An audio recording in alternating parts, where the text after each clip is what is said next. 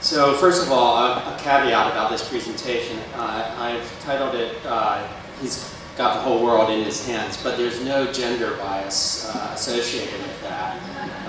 In fact, perhaps this would be a better image that would be more inclusive. And within the presentation, I've also tried to be a little bit platform agnostic as well. So it really is an amazing time when we can access maps of the entire world on our mobile devices. I think for me, one of the threshold moments was when the FAA approved iPads for pilots for all their aeronautic charts instead of lugging an entire suitcase of paper maps. So the question is, really, with maps being accessible on devices, where are we headed? I think this is probably not where we're headed. But it does beg the question about how can we determine what maps can communicate to us? How can they work for us? How can we make that communication most efficient? And there are two concepts that I'd really like to explore with you. One is responsive design, which Teresa touched upon in terms of websites and how web coding can be responsive to devices. Actually, responsive design takes its origin from Nicholas Negroponte, who was the founder of MIT Media Lab, and also the One Laptop Per Child effort, when he coined an expression responsive architecture back in the 60s. And that was meant to speak to a structure's ability to alter its shape or presence in response to usage or environment. This actually is a quick video of a Chuck Hoberman building for the Central Marketplace in Abu Dhabi that is reactive to sunlight. So that's an example of responsive architecture. I think that as it's applied to websites, Teresa touched on this, it has to do with the rearranging of elements according to screen size. Now, where this fits in with mapping is that maps have a natural responsive aspect to it in terms of scale. And that means that in these three maps, there's different amounts of information and different level of detail that are scale dependent. So it's responsive to sheet size or screen display size. You know, if this wasn't the case, I think we'd be in the situation that Stephen Wright described when he referenced his map of the United States that was actual size.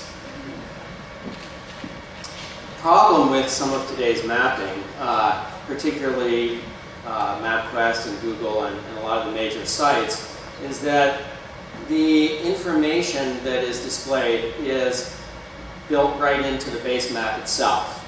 So Apple actually is using a different technology in their new maps where they're producing maps from vector information directly rather than raster tiles. The way Google and MapQuest sites work are that all the cartographic data is predetermined in small tiles that appear when you need them.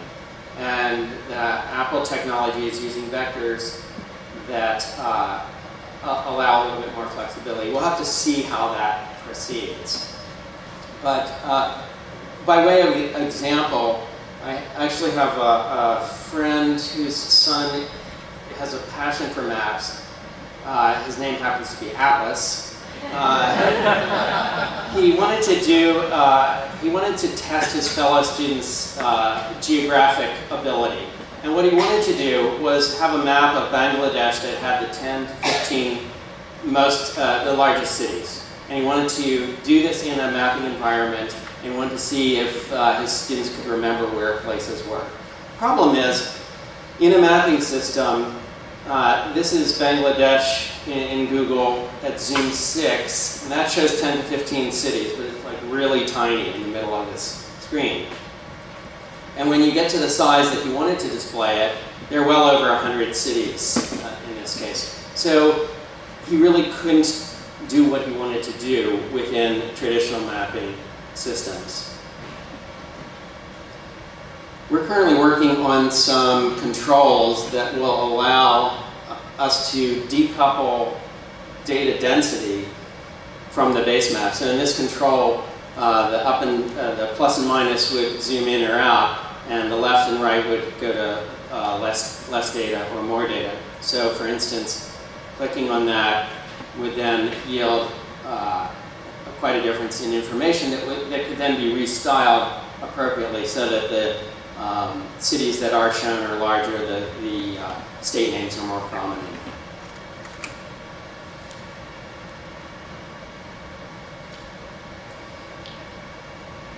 Some other examples that we're working on of responsiveness in mapping have to do with the idea of changing the map according to the ambient light. And I'm not talking about just adjusting screen brightness or going to a night mode. I'm talking about having different series of styles according to, if you're in bright sunlight, the colors may become more saturated so they're easier to read, or in fact, going to a dusk situation where the intensity is muted. The calendar can also provide an opportunity for responsiveness so that the base map actually goes from spring to summer to fall and to winter, depending on what season you're looking at it in, or perhaps a control that would allow you to view it in different ways. So responsive design often has to do with communication from a user to a device and have that device respond to that and feedback information. Another similar concept, something I'm very interested in, is there's a company called Expect Labs that is developing something called anticipatory computing. And what anticipatory computing is about is feeding information that the user may need before the user actually asks for it. So essentially, it's sort of shifting the dialogue from just from the user out to the device back in not a responsive way, but a predictive way. And Expect Labs is about to release their first application that uses anticipatory computing. It's called MindMeld. And what it does is it passively listens to a conversation and serves up relevant data. I have a short film clip. It's very short, and it does have sound, I think. And so I'm going to play that now. As you talk, MindMeld listens. That way, anything you need is just a swipe away. Have you been to the slanted door at the ferry building? That update as the conversation changes. So this is either creepy or interesting, depending on your point of view. I think that I was quite interested in how that might be applied to mapping and what the opportunities there would be. So in this situation, I want to demonstrate some thoughts about that. So if you have a map and you choose a destination and for routing, and you're going from the center of Los Angeles up to the Chinatown area, the way I see anticipatory computing working in a map environment, well, this is actually the first thing that would happen would be responsive design. I'm making these distinctions artificially, but so in the responsive part of this, the street names that you need to follow become bold and strong, the others diminish. They become larger. But then in responsive, in anticipatory computing, the device pushes an inset of your destination area towards you so that you have much more detail in your destination area. And I think this is kind of cool because it sort of harkens back to the way paper maps used to have insets of more detailed areas. The nice thing about this is that it's not limited to a center city, which would be a traditional inset, but rather to the specific destination that you've selected. And it can go one step beyond that too, which is it can provide you with parking around there, with restaurants around there, with ATM. If it was during a time of day where there was a particular event, it may have specific event information.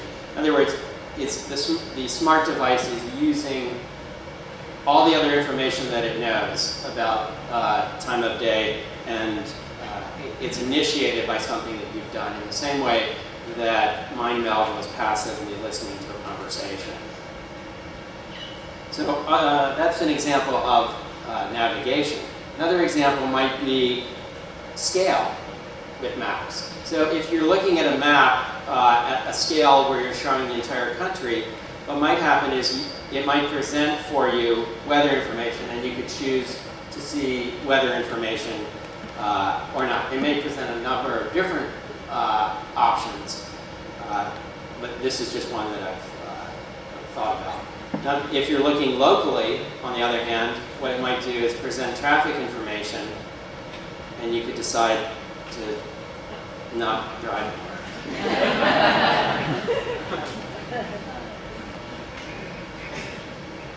Another variable might be speed. So if your device is sending back information that you're moving at 2 miles an hour, either you're in that traffic jam that you just saw, or perhaps you're walking in a city, but in either case, you have time to sort of take in a lot more detailed information than you would otherwise. So right now the map is displaying a lot of building information, a lot of metro information, where the metro lines are and all that.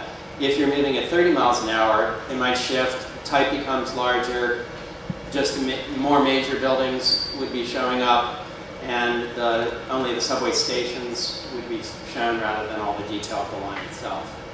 So that's a situation where movement might play a role.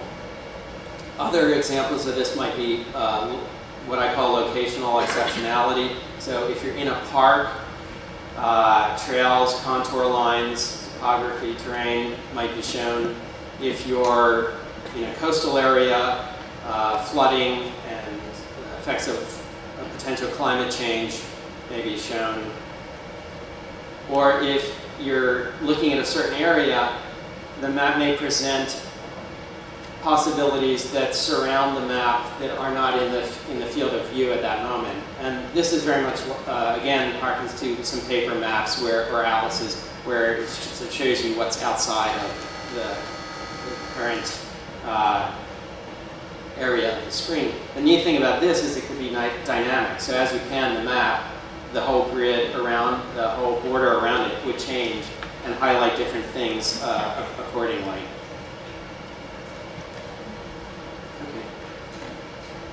So the two concepts of responsive design and anticipatory computing, I think, are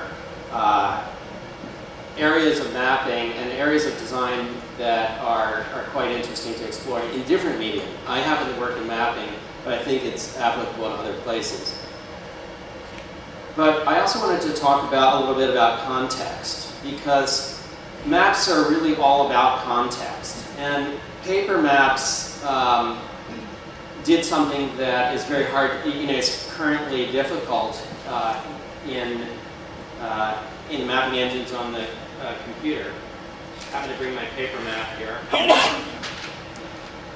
And one of the things that I can see is that Rocky Mountains, the label for Rocky Mountains goes from up here above Calgary down through Montana, and at the same time, there's this little town called Coffee Creek, Montana, in tiny type.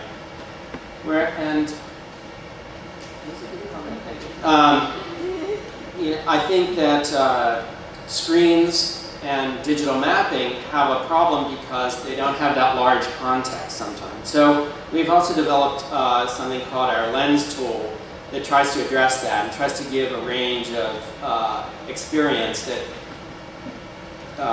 can where the user can experience something that they can experience in a paper map, but yet have to experience in the digital world.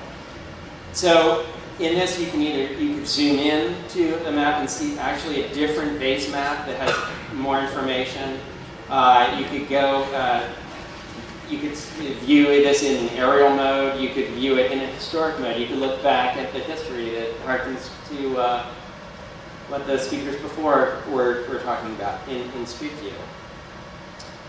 You can also see other hidden information. In this case, we have oblique 3D information about these buildings. So the lens tool could be an exploratory tool that also gives context. And I think that that's a really important thing.